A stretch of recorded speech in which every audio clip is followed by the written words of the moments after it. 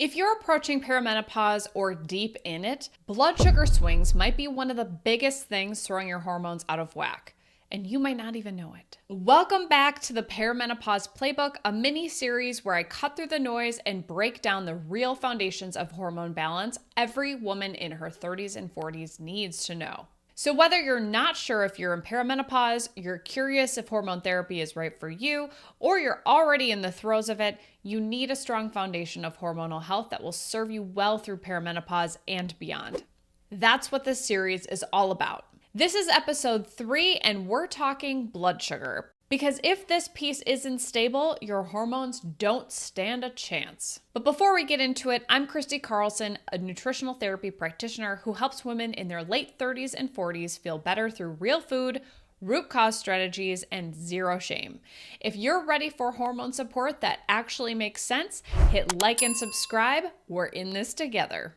So why is blood sugar a hormone issue? Well, this one surprises a lot of people because we don't typically think about blood sugar unless we're diabetic or we're eating way too many sweets. But your blood sugar impacts every hormone in your body, from cortisol and insulin to estrogen and progesterone. And if you've noticed more fatigue, headaches, sleep issues, PMS, there's a really good chance that blood sugar dysregulation could be at play. Here's why it matters in perimenopause. Unstable blood sugar creates constant stress signals in the body. That stress increases cortisol, and cortisol throws off your other hormones. Over time, it can mess with ovulation, lower progesterone, and creates inflammation, all of which worsen the very symptoms we're trying to fix. So how does blood sugar actually affect your hormones? Here's what's going on behind the scenes. First, let's talk cortisol and blood sugar crashes. When your blood sugar drops too low, your body releases cortisol and adrenaline to bring it back up. This is a really great emergency backup system when food maybe isn't readily available for your body. But the problem is that this keeps you wired and tired and messes with your sleep. Your body prioritizes survival over reproduction, and low blood sugar is an emergency. So when stress is high, like when your blood sugar is low, your brain can downregulate reproductive hormone signals affecting ovulation and progesterone production when it's already struggling as the ovaries begin shutting down in perimenopause. So when we're already struggling to make enough progesterone, we're making the situation worse by putting the body in these stressful situations with low blood sugar drops. The next is insulin resistance. If you're constantly snacking on carbs or skipping meals, especially breakfast, insulin levels can stay high, which makes your cells less sensitive to insulin. This can lead to fatigue, weight gain, especially around your belly, and inflammation that worsens perimenopause symptoms. The next is a progesterone and estrogen imbalance. Continuously high stress and blood sugar swings can lower progesterone production, which we talked about a little bit earlier, and this can worsen estrogen dominance. Progesterone is needed to help balance estrogen, and when estrogen is too high in relation to progesterone, that's where we can feel those big PMS symptoms like mood swings, sore breasts, or heavy periods getting worse. Your blood sugar could certainly be a part of that problem. And the last is the relationship with muscle and metabolism. So muscle is where your body soaks up extra glucose. It's a glucose sink that allows us to eat nutrient-rich sources of carbohydrates and fuel our body. When you're not eating enough protein and carbs, or you're not strength training, you start to lose muscle, which makes it much harder to regulate blood sugar because our glucose sink has gotten smaller, and that can make the hormone chaos continue. Even if you're not diabetic, blood sugar imbalance might be behind your symptoms. Some of the common symptoms include feeling that hangry or shakiness before meals. If you can't go 3 to 4 hours between meals, blood sugar imbalances may be at play. Energy crashes or sleepiness, especially in the afternoon, are a big sign.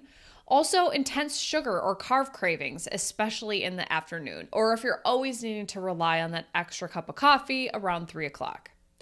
The next is waking up between 2 and 4 a.m. and finding it hard to go back to sleep.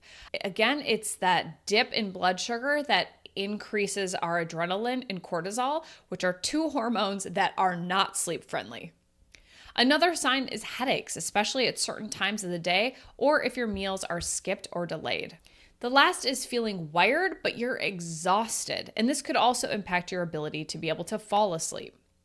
If any of these sound familiar, it may be time to bring blood sugar back into balance. So here's where you can start. Number 1 is to start your day with a protein-rich breakfast, preferably within an hour of waking up. No intermittent fasting here, aside from the normal window while you're sleeping.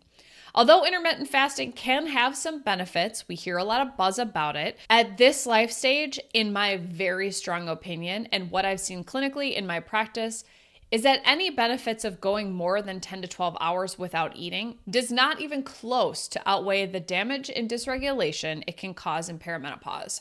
When you break your fast, aim for a meal with at least 30 grams of protein at breakfast to stabilize your blood sugar for the day. And if you work out first thing in the morning, like I do, you can have a smaller meal before your workout or a smaller snack, but be sure to eat within 30 minutes after your workout. And of course, like any of these, this is a very nuanced conversation. Everyone is unique and an individual, but if you're suffering from some of the symptoms we talked about earlier and you're intermittent fasting, it may be time to try something new and eat a little bit earlier in the day.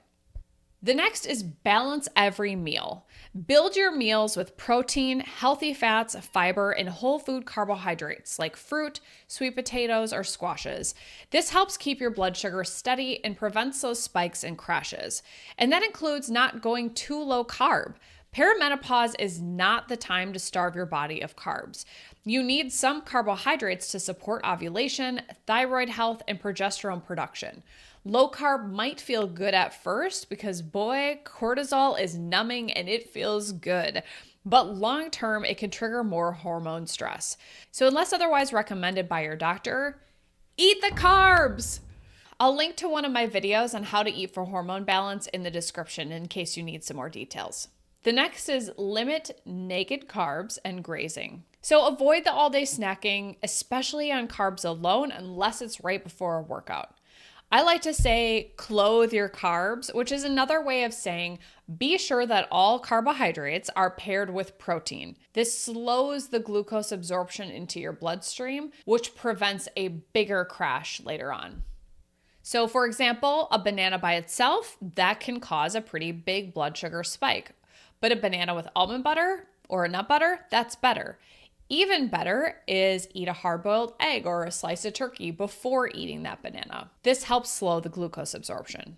The next is ditch that sugar roller coaster. This is no surprise, but limit refined sugar and ultra-processed carbs, especially in the evening. When sugar isn't paired with a fiber, like it is naturally in fruit or whole food, or it isn't paired with a protein, it can hit your bloodstream fast, causing a spike and a crash that your body has to work hard to manage. That roller coaster can disrupt your sleep, stress your system, and force your hormones to work overtime. Plus, let's be real, ultra-processed carbs are engineered to satisfy all the senses and make it so dang hard to stop. So it's not just your lack of willpower, it was literally engineered to make it hard to stop. And the next is to prioritize strength training. We talked about muscles being that glucose sink. The more muscle you have, the better your body is able to use the glucose. So aim for lifting heavy weights or resistance training at least 2 to 3 times a week. This not only helps your blood sugar, but can be a huge help in also supporting bone and cardiovascular health in menopause. So stabilizing your blood sugar doesn't just make you feel more stable. It sets the stage for better hormone balance, better sleep, better mood, and better energy. Next up in the Perimenopause Playbook, we're talking about inflammation. What's triggering it and why reducing it might be the single most important thing you can do for your hormones. And spoiler alert, it may be an issue for you and you don't even realize it. I'll place the video here when it's ready. Otherwise, subscribe so you don't miss it. Now I want to hear from you. Do you think your blood sugar might be affecting your hormones? Drop it in the comments. I read every single one. You've got this, and I'm here with you every step of the way. See you in the next video.